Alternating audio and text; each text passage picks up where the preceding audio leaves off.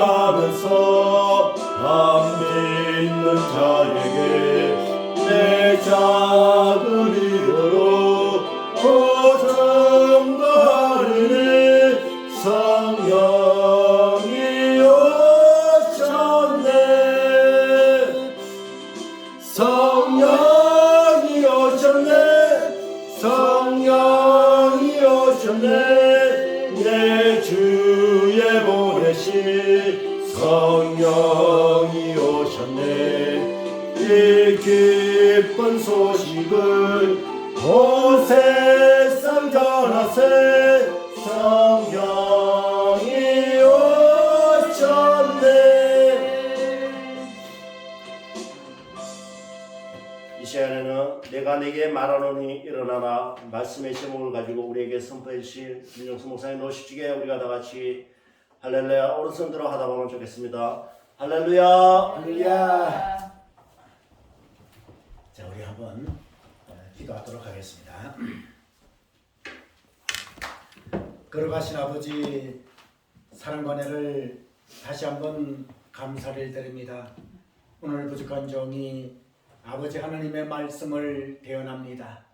이 귀한 말씀 선포되어질 때에 정말 이 말씀을 들음으로 말미암아 놀라운 믿음의 삶의 변화가 일어날 수 있도록 인도해 주시고 우리 모두가 아버지 앞에 변화의 삶을 살아드리는 귀한 역사 일어나게 해주시고 이 시간 성령님께서 강권적으로 역사하시는 귀중한 교회가 되어진 줄 믿사옵고 예수님 이름으로 기도하옵나이다.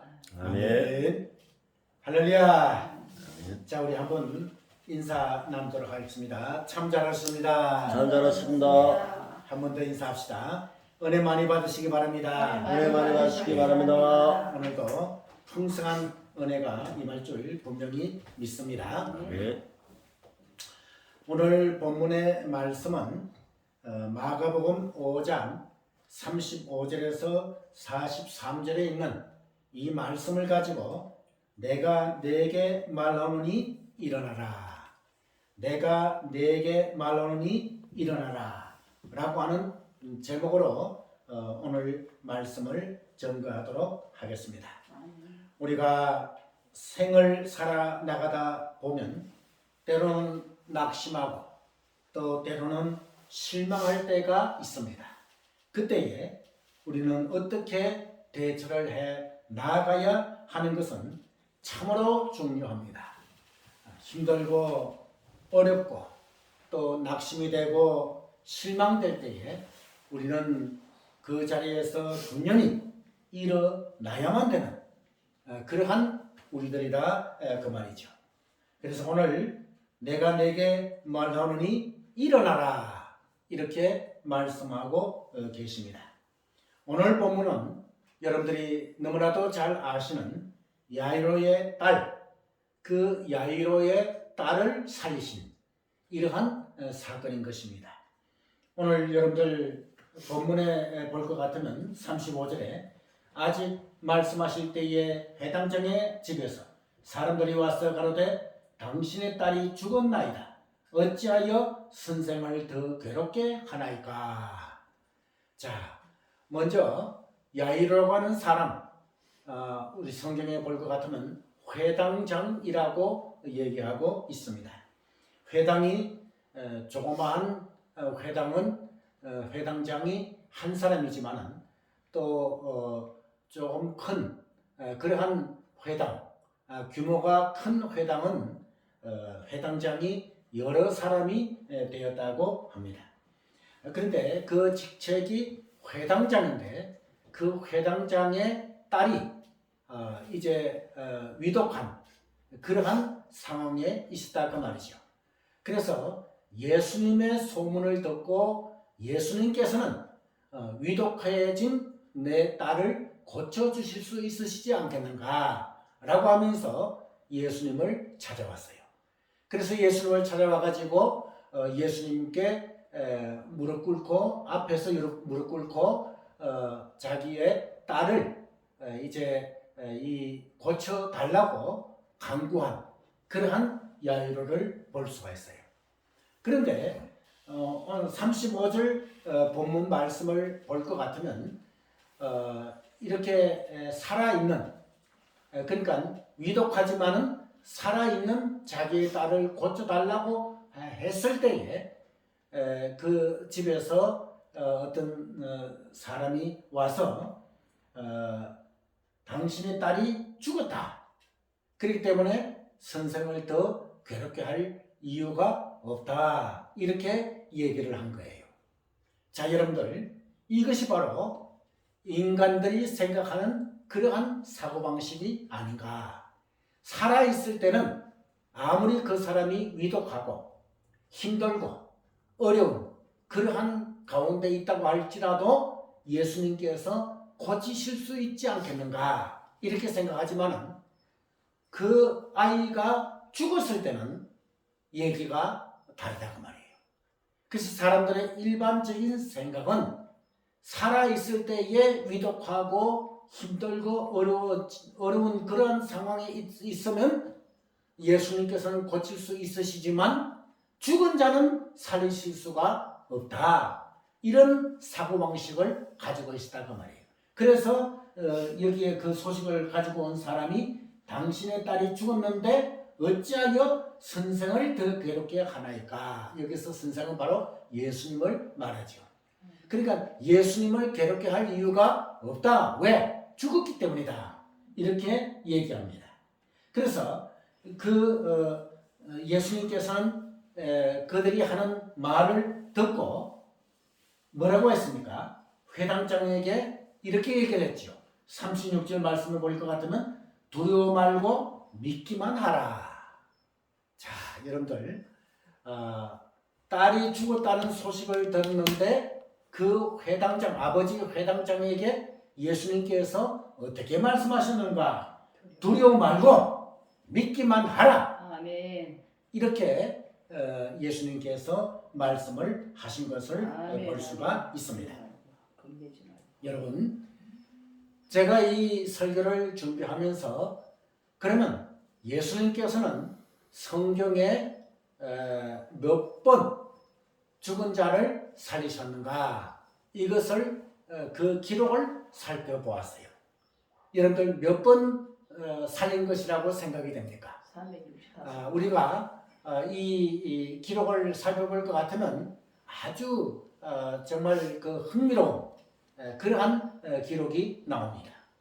그것은 바로 오늘 본문에 나오는 야이로의 딸을 살리신, 그러니까 소년, 소녀, 그런 어린 아이를 살리신 이러한 기록이 나오고요. 그 다음에 여러분들 누가복음 7장에 볼 것 같으면 나인성 과부의 아들을 살리셨어요.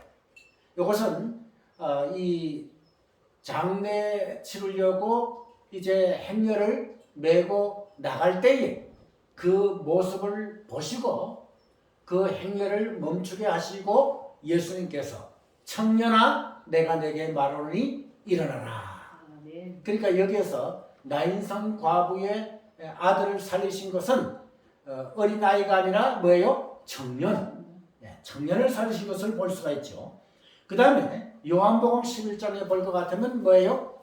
죽은 지 나흘이 된 나사로를 살린 이러한 그 사실을 우리는 요한복음 11장에서 볼 수가 있죠. 이것은 바로 나사로는 뭐예요? 장년인 것을 볼 수가 있죠. 그래서 어른인 것을 볼 수가 있죠. 그래서 어린아이를 비롯해서 청년, 그 다음에 장년에 이르기까지 예수님께서 살리신 그러한 기록이 나오고 공식적으로 기록된 것은 3번이에요. 그러나 여러분들 어찌 예수님께서는 죽은 자를 살리신 것이 3번만이시겠습니까? 기록되지 않은 그런 사건들을 통합해 볼 것 같으면 여러 사람들을 살리시지 않으셨겠는가 이렇게 우리가 추측을 해볼 수가 있어요. 그러면 우리가 여기서 살펴볼 것은 예수님께서는 죽은 자를 살리신 기록이 3번 나오는데 이제 사람, 그러니까 예수님이 아닌 사람이 죽은 자를 살린 기록이 성경에 나오는가? 여러분들 나옵니까? 안 나옵니까? 그러니까 일반 선지자들, 그러니까 사도들, 이런 자들이 죽은 자를 살리신 기록이 나온다고 말입니다. 그것은 어디서 볼 수가 있는가 하면 구약에서 우리가 살펴볼 것 같으면 엘리야 선지자, 엘리사 선지자를 살펴볼 수가 있어요. 먼저 엘리야 선지자는 열왕기상 17장에 나오는데도 그게 누구를 살리셨는가? 사르밧 과부의 아들, 사르밧 과부의 아들을 살리셨어요. 여기서 우리가 알 수 있는 것은 엘리야 자신이 무슨 능력이 있는 것이 아니라 하나님께서 엘리야 선지자에게 능력을 주시니 이 죽은 자를 뭐예요? 살리실 수 있으시다. 할렐루야. 아멘. 그 다음에 엘리사 선지자가 살린 기록이 나오는데 열왕기하 4장에 볼 것 같으면 나옵니다. 그것은 누구를 살리셨는가? 바로 수넴 여인의 아들, 수넴 여인의 아들을 살리신 이러한 기록이 나옵니다. 그러면 신약에 와가지고는 또 죽은 자를 살린 자들이 누군가? 바로 사도 베드로를 볼 수가 있어요. 사도 베드로는 사도행전 9장에 볼 것 같으면 바로 다비다라고 하는 사람이 있지요. 이 다비다라고 하는 사람이 충성된 사람인데 그가 죽었을 때에 다비다를 살린 이러한 내용이 나옵니다. 사도행전 9장 40절 말씀해 볼 것 같으면 다비다야 일어나라 라고 했을 때에 죽어 있었던 다비다가 살아난 이러한 기록을 볼 수가 있고, 그 다음에 또한 사도 바울이 사도행전 20장 말씀해 볼 것 같으면 뭐예요? 3층 누각에 걸터 앉아서 사도 바울의 강론을 듣고 있다가 어떻게 하다가 졸다가 그는 땅에 떨어져 가지고 죽었어요. 그럴 때에 사도 바울이 이 유두고를 살린 이러한 기록이 나옵니다. 자, 여러분들, 예수님께서도 죽은 자를 살리셨고 또 엘리사도 또 베드로와 사도 바울도 살리신 이러한 사실을 우리는 성경을 통해서 볼 수가 있습니다. 여기에 나오는 구약시대의 엘리야, 엘리사, 그 다음에 신약시대에 나오는 사도 베드로, 사도 바울은 바로 하나님께서, 예수님께서 그들에게 능력과 권능을 주시니 그 능력과 권능에 의해서 살아난 아멘. 이러한 것을 우리는 볼 수가 아멘. 있습니다. 아멘. 자, 그래서 우리 두려워 말고 믿기만 하라 아멘. 이렇게 말씀을 하시고 이제 야이로의 집으로 가셔가지고 그 죽어있는 그러한 야이로가 있는 그러한 곳으로 예수님 그리고 예수님의 세 제자들을 데리고 가셨습니다. 그런데 집에 들어가니까 뭐예요? 벌써 이제 아이가 죽었다고 해가지고 혼화하며 그 다음에 또 피를 불고 왁자지껄하는 이러한 그런 상황 속에서 우리 예수님께서 뭐라고 말씀하셨는가? 이 아이는 뭐예요? 죽은 것이 아니라 잔다. 아멘. 이렇게 말씀하셨어요. 그러면 여기서 여러분들 진짜로 그 야이로의 딸이 죽지 아니하고 자고 있는데 이렇게 모든 사람들이 죽었다고 믿고 그렇게 했는가? 그것이 아니죠. 분명히 야이로의 딸은 뭐예요? 죽었어요. 그런데 어찌하여 예수님께서는 죽어있는 야이로의 딸을 살아있듯이 그러니까 잔다고 말씀을 하셨을까? 이것은 예수님께서는 그 죽음이 바로 이제 앞으로 때가 되면 부활할 것이니 바로 예수님께서 보실 때는 죽음이 아니라 뭐예요? 자고 있는 것 같은 그러한 것이기 때문에 이렇게 말씀을 하실 수가 있으시다 그 말인 것입니다. 그런데 세상 사람들은 이렇게 죽어 있는 아이를 보고 죽은 것이 아니라 잔다 하니 어떻게 했어요? 비웃더라. 이것이 바로 세상 사람들의 하는 그러한 짓거리다 그 말인 것입니다. 예수님께서 말씀하시는데 그 예수님께서 하신 말씀을 듣고 모두 다 비웃었다. 이 얼마나 참 무도한 그러한 자들인가 라고 생각해 볼 수가 있습니다. 그럴 때에 이제 예수님께서는 뭐예요? 모든 사람을 다 내보내신 후에 아이의 부모 또 자기와 함께한 자들 그 세 제자들이죠. 데리시고 아이 있는 곳에 들어가사. 자, 여러분들 41절 말씀 우리 같이 한번 봉독하도록 하겠습니다. 시작. 그 아이의 손을 잡고 가라사대 달리라고 하시니 번역하면 곧 소녀야 내가 네게 말하노니 일어나라 하시니라. 할렐루야. 아멘. 오늘 여기서 우리는 이 말씀 달리다군 이렇게 예수님께서 말씀하셨습니다. 자, 여러분들 이 말씀을 볼 것 같으면 소녀야 내가 내게 말하노니 일어나라 이렇게 말씀하신 것을 볼 수가 있어요. 여기에서 우리가 이 기록되어진 헬라어 이 어법을 볼 것 같으면 이것은 바로 이 명령인 것을 볼 수가 있어요. 그러니까 죽어있는 야이로의 딸, 그 딸에게 어떻게 하셨는가? 그냥 뭐 서술형으로 말씀하신 것이 아니에요. 여기에 어법을 볼 것 같으면 예수님께서 하신 이 말씀, 일어나라. 이 말씀은 바로 명령형이다 그 말이에요. 그러니까 예수님께서 죽어있는 야이로의 딸에게 명령을 하신 거예요.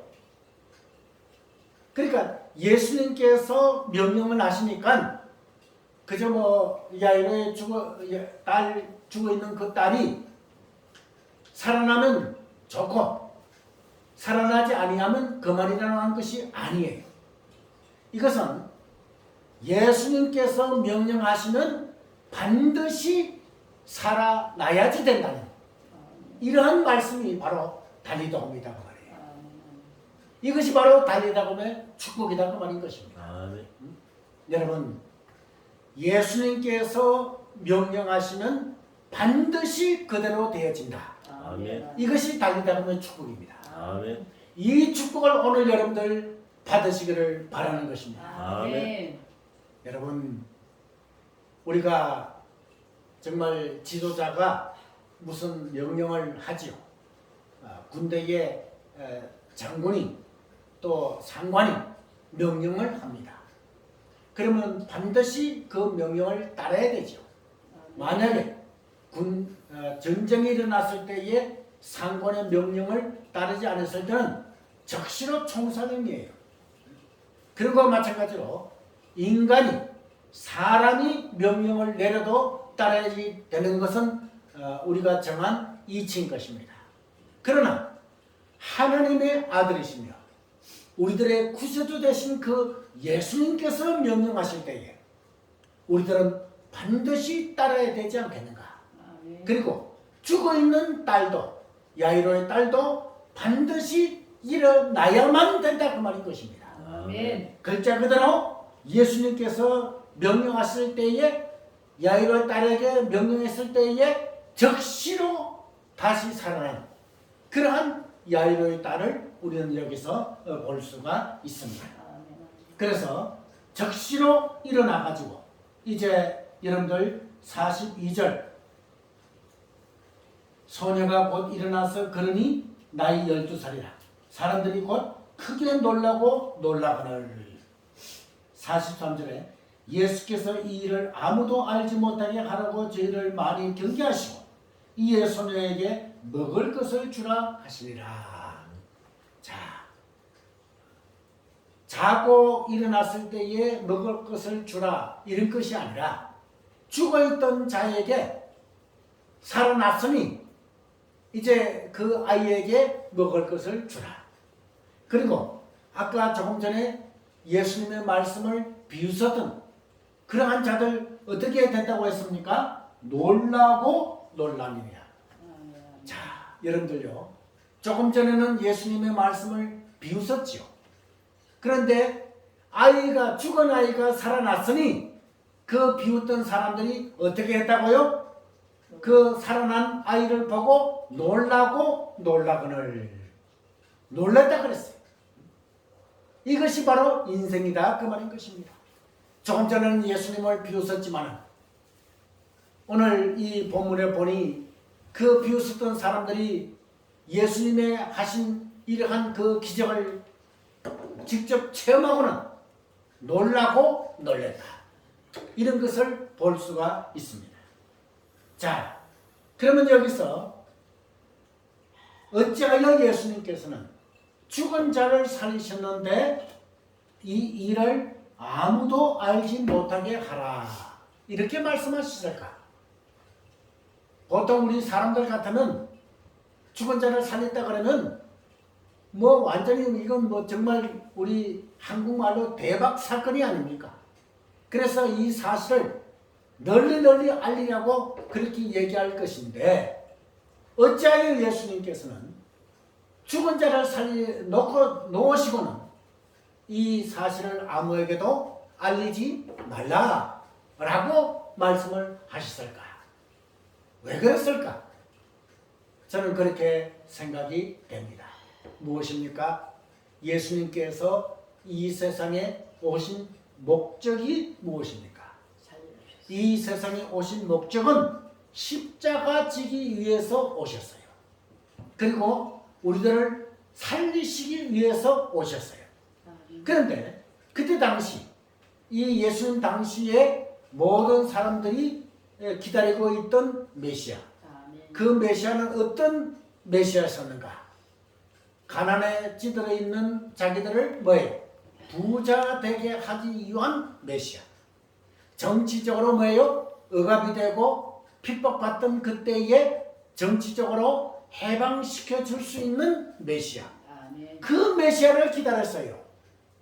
그런데 예수님이 바로 그 메시아이신데 이 메시아가 십자가 지시고 우리들을 구속해 주실 구세주가 아니라 정치적으로 해방시켜 주실 메시아. 또 뭐예요? 가난한 자를 부자 되게 하게 만들기 위한 메시아. 그런 메시아로 오인할까 두고보세요. 그리고 또 뭐예요? 예수님은 그 단지 죽은 자를 살리신 정도의 예수님. 이러한 식으로 인식될까? 그래서 예수님께서는 이 죽은 자를 놓으시고도 이 일을 아무에게도 알리지 말라. 이렇게 말씀하신 것이다. 그 말인 것입니다.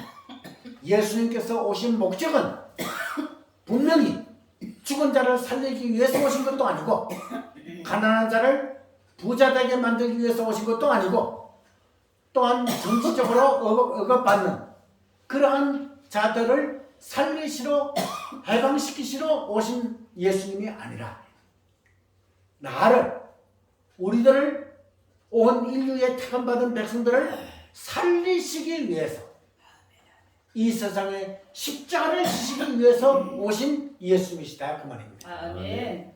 이 예수님을 우리가 믿어야 된다 그 말이지. 여러분, 예수님은 하나님의 아들이시며 우리의 구세주이시다 그 말입니다. 믿으십니까? 아멘. 이 예수님을 우리가 믿어야 된다 그 말인 것입니다. 아멘.